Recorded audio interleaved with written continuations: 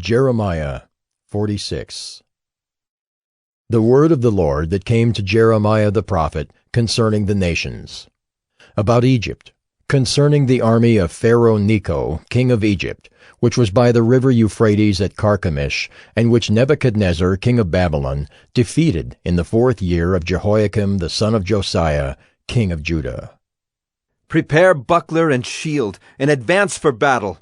Harness the horses, mount, O horsemen. Take your stations with your helmets, polish your spears, put on your armor. Why have I seen it? They are dismayed and have turned backward. Their warriors are beaten down and have fled in haste. They look not back. Terror on every side, declares the Lord.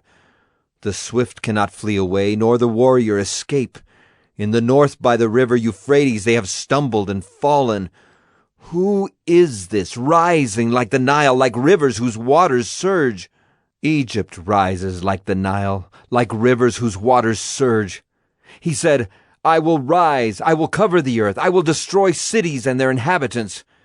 Advance, O horses, and rage, O chariots, let the warriors go out. Men of Cush and Put, who handled the shield, men of Lud, skilled in handling the bow. That day is the day of the Lord God of hosts, a day of vengeance, to avenge himself on his foes. The sword shall devour and be sated, and drink its fill of their blood. For the Lord God of hosts holds a sacrifice in the north country, by the river Euphrates. Go up to Gilead, and take balm, O virgin daughter of Egypt.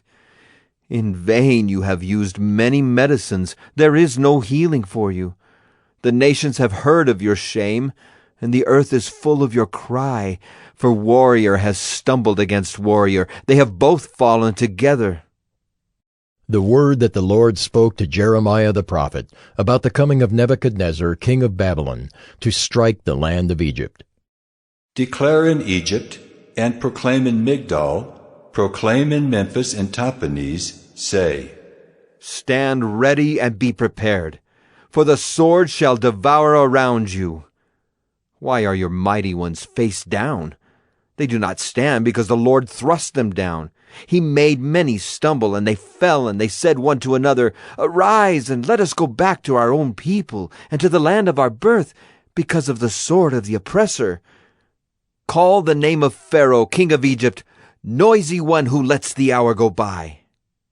As I live, declares the King, whose name is the Lord of hosts, like Tabor among the mountains, and like Carmel by the sea shall one come.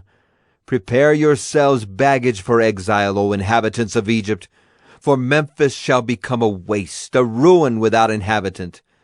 A beautiful heifer is Egypt, but a biting fly from the north has come upon her. Even her hired soldiers in her midst are like fattened calves. Yes, they have turned and fled together. They did not stand, for the day of their calamity has come upon them, the time of their punishment. She makes a sound like a serpent gliding away, for her enemies march in force and come against her with axes like those who fell trees. They shall cut down her forest, declares the Lord, though it is impenetrable, because they are more numerous than locusts. They are without number. The daughter of Egypt shall be put to shame. She shall be delivered into the hand of a people from the north. The Lord of hosts, the God of Israel, said, Behold, I am bringing punishment upon Ammon of Thebes, and Pharaoh, and Egypt, and her gods, and her kings, upon Pharaoh and those who trust in him. I will deliver them into the hand of those who seek their life, into the hand of Nebuchadnezzar, king of Babylon, and his officers. Afterward, Egypt shall be inhabited as in the days of old, declares the Lord. But fear not, O Jacob, my servant, nor be dismayed, O Israel, for behold, I will save you from far away, and your offspring from the land of their captivity. Jacob shall return and have quiet and ease, and none shall make him afraid.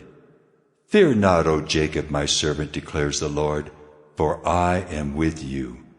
I will make a full end of all the nations to which I have driven you. But of you I will not make a full end.